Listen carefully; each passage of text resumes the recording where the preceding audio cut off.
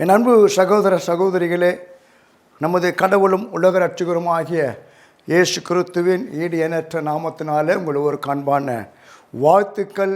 கடவுள் உங்களோடு கூட இருப்பாராக, உங்களை ஆசீர்வதிப்பாராக. இந்த லெந்து காலங்க வந்தாவே ஜெபத்திற்கு குறைவே இருக்காது. 40 நாளும் ஒவ்வொரு நாளும் தவறாமல் அதுவும் உபவாசம் இருந்து ஜெபம் பண்ணுவாங்க. உபவாசம் என்பது வேறு, உபவாசம் ஜெபம் என்பது வேறு. நன்றாக புரிந்து கொள்ள. உபவாசம் என்பது சாப்பிடாம இருந்து இயேசுவோடு கூட கடவுளோடு கூட இருப்பது. உபவாசம் ஜெபம் என்பது சாப்பிடாம இயேசுவோடு கூட கடவுளோடு கூட ஜெபத்திலே நேரத்தை செலவிடுவது. அப்போது உபவாசம் இருந்தால் ஜெபம் பண்ணக்கூடாதா அப்படின்னு கேள்வி வந்தால் அதுக்கு தான் உபவாசம் ஜெபம். உபவாசம் என்பது கடவுளோடு கூட இருப்பது, அவரோடு கூட பேசுவது, அவரிடத்திலே கற்றுக்கொள்வது. ஆனால் உபவாச ஜெபம் என்பது நாம் கடவுளிடத்தில் பேசுவது, அவர் பேசுவதை நாம் கேட்பது. இந்த உபவாச ஜெபத்தில் கூட பரிசுத்த உபவாச ஜெபம்னு ஒன்று இருக்குது. அது என்னன்னு தெரியல. ஒருவேளை பரிசுத்தவான்களெல்லாம் கூடி ஜெபம் பண்ணுற ஜெபமா அப்படின்னு எனக்கு புரியல. அப்போது மற்றவங்க பண்ணுறது சாதாரண உபவாச ஜெபம் அப்படின்னு எனக்கு நினைக்க தோணுது. எனக்கு புரியல, போட்டோம். ஆனால் பழைய ஏற்பாட்டிலே யோவேல் தீர்க்கதரிசன புஸ்தகத்தில் வேதம் சொல்லுகிறது, 2ஆம் அதிகாரம் 15ஆம் வசனத்தில் என்ன சொல்லப்பட்டிருக்கிறது? பரிசுத்த உபவாசை நாளை நியமிங்கள். பரிசுத்த உபவாச நாளை நியமிங்கள் அப்படின்னா இங்கே பரிசுத்த உபவாச ஜெபம் இல்லை, பரிசுத்த உபவாச நாளை நியமிங்கள் அப்படின்னு சொல்லப்பட்டுகிறது. ஆங்கிலத்தில் ரொம்ப அழகாக சொல்லப்பட்டுகிறது. என்ன சொல்லப்பட்டுகிறது? கான்சிக்ரேட் எ ஃபாஸ்ட். கான்சிக்ரேட் எ ஃபாஸ்ட். அப்போ இதனுடைய பொருள் என்ன, அர்த்தம் என்ன? கடவுளுக்காக தன்னை பரிசுத்தமாக அர்ப்பணிப்பது. அதாவது வாழ்க்கையை கடவுளுக்காக அர்ப்பணிப்பது. இன்னும் சற்று விளக்கமாக நம்ம சொல்லணுன்னாக்கா, கடவுளுக்காக முழுமையாக அர்ப்பணித்து பரிசுத்தமாய் வாழுகிற ஒரு வாழ்க்கை தான் இந்த பரிசுத்த உபவாச ஜெபம் என்று சொல்லப்படுகிற ஒரு நாள். இதுதான் உண்மையாக கடவுள் விரும்புகிற ஒரு உபவாச ஜெபம்.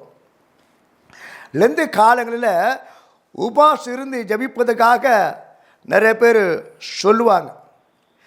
ஆனால் உபவாசம் அப்படின்னு இருந்து சாப்பிடாம இருந்து என்ன செய்வாங்க? மற்ற வேலைகளை செய்து கொண்டிருப்பார்கள். அதாவது கடமைக்காக கொஞ்ச நேரம் ஜெபிக்கிறது, கொஞ்ச நேரம் வேதத்தை வாசிக்கிறது, அவ்வளோதான். அப்போ இந்த 40 நாட்கள் உபவாசம் இருந்து நான் ஜெபித்தேன்னு சொல்லுவாங்க.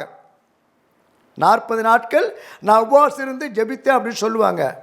ஆனால் அதனால் என்ன நன்மை, என்ன பயன் ஏற்பட்டதுன்னு கேட்டிங்கன்னாக்கா அங்கே கேள்விக்குறி தான், ஒன்றுமே இருக்காது. காரணம், அந்த 40 நாட்கள் பிறகு அது முடிஞ்சிடும். அதோடு அடுத்த வருஷம் லெந்து காலம் அந்த 40 நாள் வரும்போது தான் மறுபடியும் உபவாச ஜெபம் ஆரம்பிக்கும். இதை தான் கடவுள் அருவருக்கிறார், வெறுக்கிறார். இதை தான் வேதத்தில் ஆமோஸ் தீர்க்கதரிசனம் புஸ்தகத்தில் வாசிக்கிறோம். 5ஆம் அதிகாரம் 21ஆம் வசனத்தில் வேதம் சொல்லுகிறது, உங்கள் ஆசரிப்பு நாட்களில் எனக்கு பிரியமில்லை என்று கடவுள் சொல்லுகிறார்.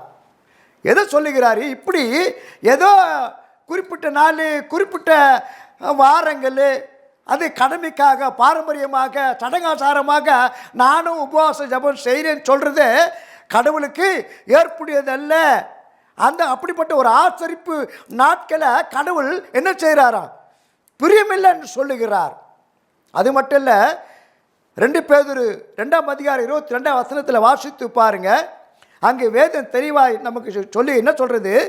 நாய் தான் கக்கினதை தின்னவும் கழுவப்பட்ட பன்றி சேற்றில புரளவும் திரும்பினது என்று சொல்லப்பட்டு மெய்யான பழமொழி என்று சொல்லப்பட்டுள்ளது. அதாவது இது ஒரு பழமொழி.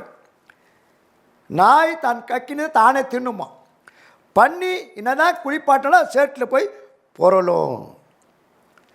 அப்போது இந்த 40 நாட்கள் லெந்து கால உபவாச ஜெபம் ஏன் ஏற்படுத்தப்பட்டது, ஏன் கடைப்பிடிக்க வேண்டும் அப்படின்னு அறிந்து கொள்றதே இல்லையா, அதனுடைய காரணம் என்ன அப்படின்னு புரிந்து கொள்வதில்லை. இது ஒரு பாரம்பரியமாக கடைப்பிடிக்கிற ஒரு செயலாக காணப்படுகிறது. இதனால் எந்த ஒரு நன்மையும் ஏற்பட போவதே இல்லை. அதாவது இந்த லெந்து கால நாட்கள் ஆவிக்குரிய வாழ்க்கையின் வளர்ச்சிக்கு இது ஆயத்தப்படுகிற நாட்களாக நாம் என்ன செய்ய வேண்டும், பயன்படுத்தி கொள்ள வேண்டும். பாருங்கள், உதாரணமாக ஒரு கம்பெனிலேயோ அல்லது ஒரு அரசாங்கத்திலேயோ எந்த துறையிலையோ புதிதாக வேலைக்கு சேர்கிறவர்கள் என்ன செய்யப்படுவார்கள் என்று சொன்னால், அவங்களுக்கு ட்ரைனிங் கொடுப்பாங்க, பயிற்சி நாட்கள் என்று சொல்லி ஒரு ட்ரைனிங் பீரியட் கொடுப்பாங்க. ஏன், அந்த ட்ரைனிங் பீரியடில் தான் அவங்க எல்லாத்தையும் கற்றுக்கொள்ள வேண்டும், ஆயத்தப்பட வேண்டும், எல்லாத்தையும் தெரிந்து கொள்ள வேண்டும். அப்போதான் அதற்கு அடுத்த நிலையில் அவங்க ஒரு பர்மனெண்ட் வேலைக்கு போகும்போது சரியாக வேலை செய்ய முடியும், சரியாக எல்லாவற்றையும் உணர்ந்து கொள்ள முடியும். 6 மாதமோ 1 வருடமோ அவங்களுக்கு ட்ரைனிங் கொடுப்பாங்க. குறிப்பாக இந்த காவல்துறையில் இராணுவத்தில் ஆள் எடுக்கிறாங்கனாக்கா, ஆள் எடுக்கும் போது என்ன பண்ணுவாங்க, அதுக்கு தகுதி இருக்குதான்னு பார்ப்பாங்க. தகுதி உள்ளவர்களை ஆள் எடுத்து அவளை அப்பாயிண்ட் பண்ணி உடனே அவங்களுக்கு என்ன பண்ணுவாங்க, இராணுவத்தில் துப்பாக்கி கொடுத்து அனுப்பிச்சிட மாட்டாங்க, போலீஸில் ஒன்றும் ட்ரெஸ் போட்டு அனுப்ப மாட்டாங்க. அவங்கள என்ன செய்வாங்கனாக்கா 6 மாதம் 1 வருஷம் அல்லது என்ன செய்வாங்க, அவங்களுக்கு பயிற்சி கொடுப்பார்கள். எப்படி அவங்க அந்த துறையில் இருக்கணும், என்னென்ன கற்றுக்கொள்ளணும், எப்படியெல்லாம் அவங்க இருக்கணும்னு சொல்லிட்டு பலவிதமான எக்ஸசைஸ், அதிகாலை எழுகணும், ஓடணும், ஒடியாரணும், எக்ஸசைஸ் பண்ணணும், நடக்கணும், குதிக்கணும், எல்லாவற்றையும் என்னென்ன எக்ஸசைஸ் எதுவும் எல்லாவற்றையும் அந்த பயிற்சி நாட்களே அவர்கள் கற்றுக்கொள்ள வேண்டும். ஒருவேளை அதெல்லாம் ரொம்ப கடினமாக கூட இருக்கும், சில பேர் ஓடியாந்துருவாங்க. அப்போ அந்த பயிற்சி நாட்களிலே அவர்கள் தங்களை முற்றிலுமாக என்ன செய்யணும், அர்ப்பணித்து ஒப்பு கொடுத்து அந்த பயிற்சியின் எல்லா காரியங்களையும் ஏற்றுக்கொண்டு கற்றுக்கொண்ட பிறகுதான் அவர்களுக்கு அந்த நிரந்தரமான பணியில் அவர்கள் சேர்க்கப்படுவார்கள், அவர்கள் அமர்த்தப்படுவார்கள். அப்போதான் அவர்கள் அந்த துறையிலே சிறந்த விளங்க முடியும், தங்கள் வாழ்க்கையில் ஒரு உயர்வான நிலையை அடைய முடியும். அதுபோல தான் இந்த லெந்து கால 40 நாட்கள், இவைகள் பயிற்சி நாட்கள். எதற்காக, தொடர்ந்து கடவுளுக்காக ஆண்டவருக்காக சாட்சியாய் இருக்க வேண்டும் என்பதற்காக, ஆவிக்குரிய வாழ்க்கையின் வளர்ச்சிக்கு உதவுவதற்காக இந்த பயிற்சி நாட்கள். இந்த 40 நாட்களிலே உபவாச ஜபம் என்று சொல்லி கற்றுக்கொள்ளும் போது அது தொடர்ந்து ஆவிக்குரிய வாழ்க்கையில் இருக்க வேண்டும். ஏதோ அந்த 40 நாள் மட்டும் நான் உபவாசம் ஜபம் பண்ணுறேன் அப்படின்னு கிடையாது. ஆகவே தான் வேதம் சொல்லுகிறது, லூக்கா 19ஆம் அதிகாரம் 42ஆம் வசனத்தில் இயேசு சொல்கிறார் பாருங்க, உனக்கு கிடைத்த இந்த நாளிலாகிலும் உன் சமாதத்துக்கு ஏற்றவில் நீ அறியாதிருந்தால் நலமாக இருக்கும் என்று சொல்லி. ஆகவே இந்த லெந்து கால 40 நாட்கள் நம்முடைய வாழ்க்கையில் பயிற்சி பெற்றுக்கொண்டு தொடர்ந்து நாம் இந்த உபவாச ஜபத்திலே நம்மை பயிற்சி கொள்ளுகிற ஒரு நாட்களாய் நாம் மாற்றிக்கொள்ள வேண்டும். ஜபம் அப்படின்னு சொல்லும்போது ஏதோ கடமைக்காக ஜபம் செய்வதில்லை. உபவாசி விருந்து ஜபம் செய்வது என்று சொல்வது அது ஏதோ ஒரு கடமைக்காக இல்லை, நம்முடைய தேவைகளுக்காக அல்ல, நம்முடைய சொந்த வாழ்க்கை நலனுக்காக அல்ல.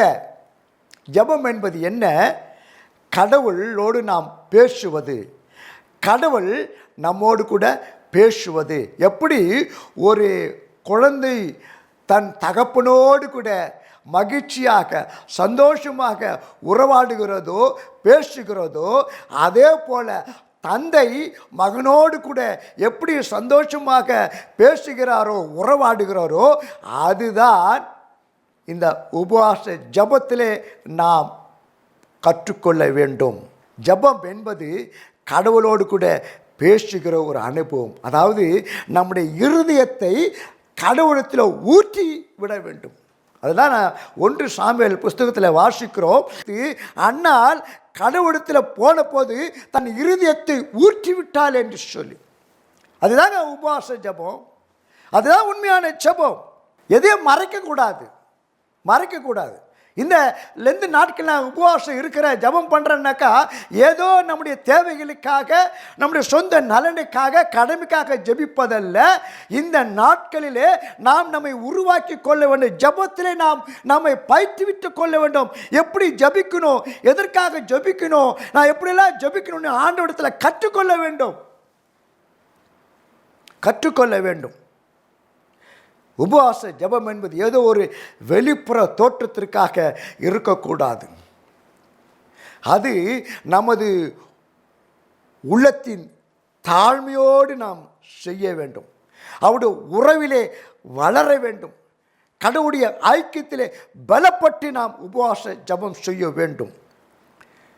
அதுதான் நம்முடைய ஆவிக்குரிய வாழ்க்கையின் வளர்ச்சிக்கு மிக முக்கியமான காரியமாக இருக்கும். நம்முடைய சரீரத்தை 2 கண்கள் இருக்கிறது அல்லவா, முக்கியமானது. அதே போல தான் ஆவிக்குரிய வாழ்க்கையில் இந்த 2 கண்கள் போன்றது என்ன? ஒன்று ஜெபிப்பது, இன்னொன்று கர்த்தருடைய வார்த்தைகளை தியானிப்பது. இப்படிப்பட்ட ஒரு அனுபவத்தை நாம் விட்டு விடவே கூடாது.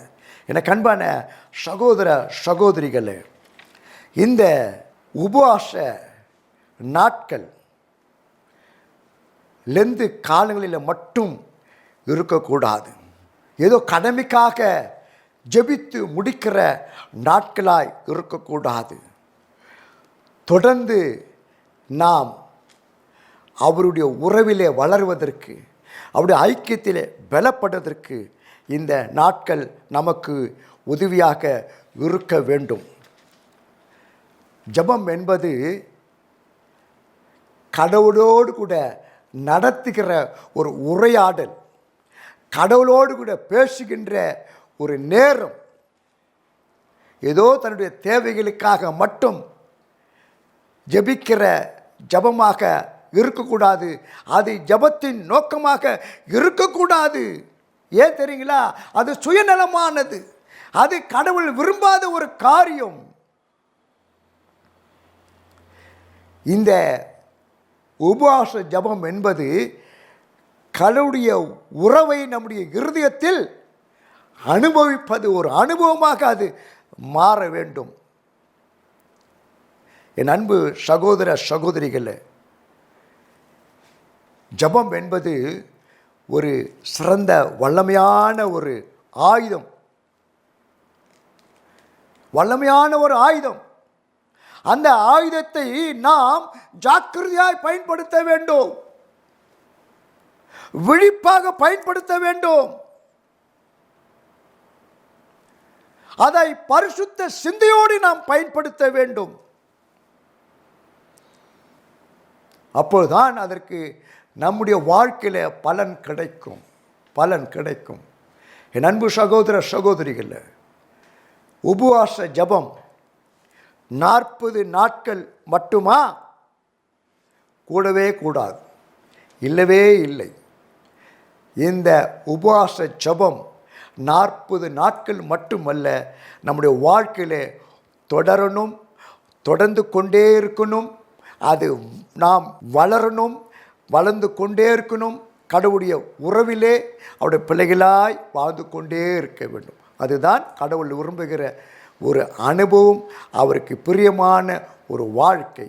கடவுள் உங்களை ஆசீர்வதிப்பாராக. ஆமென்.